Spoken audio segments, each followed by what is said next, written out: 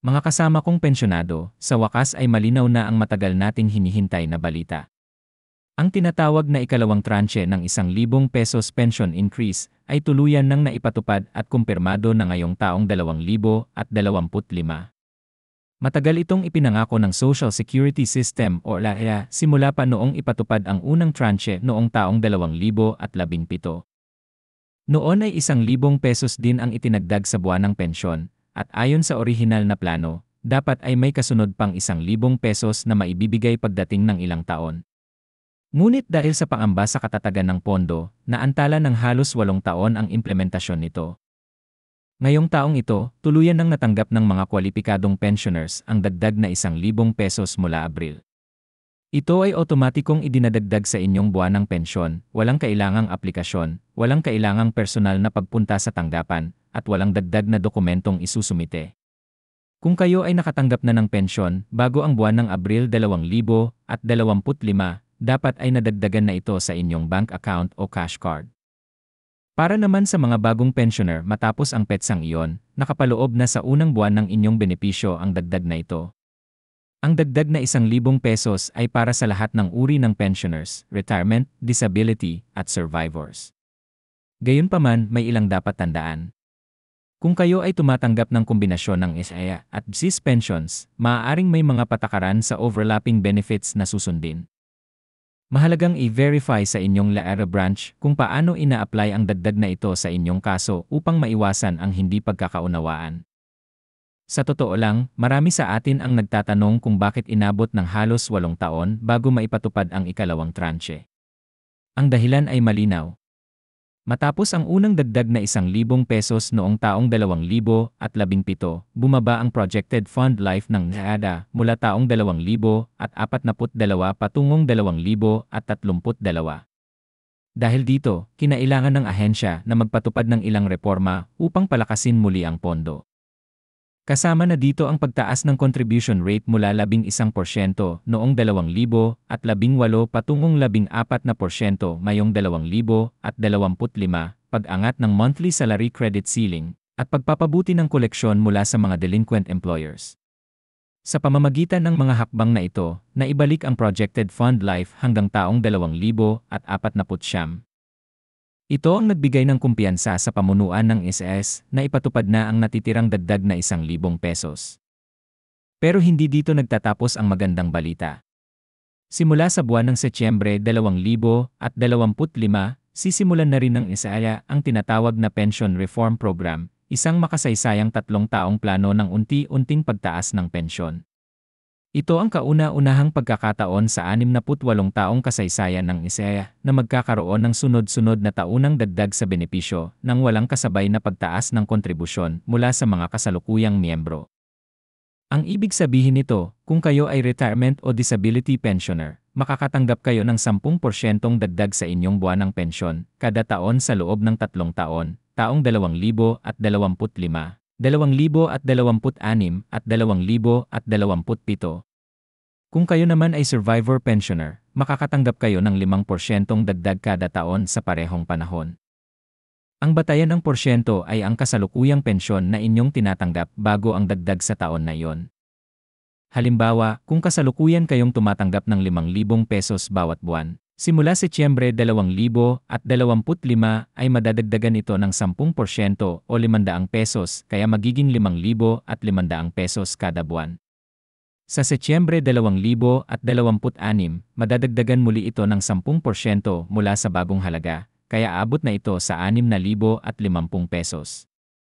Sa Setyembre 2027, madadagdagan ulit ito ng 10% at magiging ₱6,655. Para naman sa survivor pensioner na tumatanggap ng ₱3,000, simula Setyembre 2025 ay magiging ₱3,150. Sa Setyembre 2026 ay magiging ₱3,307.50. Sa Setyembre 2027 ay magiging ₱3,472.88. Kung ikukumpara sa kasalukuyan, halos 1/4 ang itataas ng inyong buwanang pensyon sa pagtatapos ng 3 taong reforma. Ang mga minimum pension ay tataas mula 2,200 pesos bago ang Setyembre 2025 patungong 2,420 pesos sa unang taon, 2,662 pesos sa ikalawang taon, at 2,928 pesos sa huling taon ng programa. Samantala, ang maximum pension na 22,137 pesos ngayon ay aabot sa halos 29,464 na pesos pagsapit ng 2027. Ang lahat ng ito ay ipinatutupad ng hindi nangangailangan ng dagdag na kontribusyon mula sa mga kasalukuyang nagbabayad. Ayon sa pamunuan ng SAS, sapat ang kita mula sa investment earnings at mas pinahusay na collection efficiency upang tustusan ang dagdag benepisyo. Ang pondo ng SIA ay nakalagay sa iba't ibang investment vehicles gaya ng government securities, corporate bonds, equities, at real estate, na lahat ay sumusunod sa itinakdang limitasyon ng Social Security Law upang matiyak ang seguridad ng pondo. Para sa atin bilang mga pensyonado, malaking tulong ang mga dagdag na ito, lalo na sa harap ng patuloy na pagtaas ng presyo ng bilihin at gamot.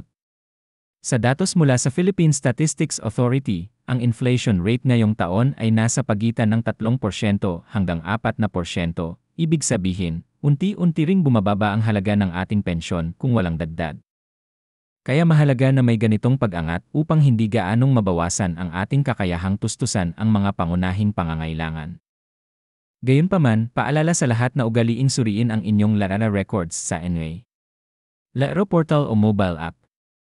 Siguraduhin ding updated ang inyong bank account details upang maiwasan ang delay sa pagpasok ng dagdag na benepisyo. Para sa mga may issue gaya ng hindi pumasok ang dagdag sa inyong account, agad na makipag-ugnayan sa pinakamalapit na Larara branch o tumawag sa Larara hotline upang maresolba agad. Isa pang mahalagang tandaan, lalo na sa mga nakatira sa ibang bansa, ay siguraduhing updated ang inyong Annual Confirmation of Pensioners Program o ACOP compliance. Ito ay requirement ng SRA upang matiyak na buhay at patuloy na kwalipikado ang pensioner na tumatanggap ng benepisyo. Kung hindi makakapagsumite ng ACOP on time, posibleng masuspend ang inyong pensyon. Sa kabuuan, dalawang malaking hakbang ang sabay na ipinatutupad ng SRA ngayong taon. Una, ang ikalawang tranche ng 1,000 pesos increase na matagal nang hinihintay at ngayon ay tuluyan nang naibigay. At pangalawa, ang pagsisimula ng 3 taong pension reform program na magbibigay ng karagdagang 10% o 5% bawat taon depende sa uri ng inyong pensyon. Ito ay malinaw na indikasyon na ang SS, sa kabila ng maraming hamon, ay nagsisikap na mapabuti ang kalagayan ng mga pensioners sa Pilipinas. Ngunit bahagi rin ng ating responsibilidad bilang tumatanggap ay maging mapagmatsyag, laging alamin ang tamang impormasyon mula sa opisyal na RARAS channels, at iwasan ang mga maling balita o haka-haka na kumakalat sa social media na walang sapat na batayan. Kung maipapatuloy ang ganitong uri ng reforma at magiging maayos ang pamamahala ng pondo, may dahilan tayong maniwala na magiging mas magaan ang ating pamumuhay sa mga darating na taon. Sa ngayon, tayo ay dapat magpasalamat at tiyakin na nasusulit natin ang bawat benepisyong nakalaan para sa atin, dahil ito ay bunga ng ating dekadang paghihirap at pagsusumikap noong tayo ay aktibo pang nagtatrabaho.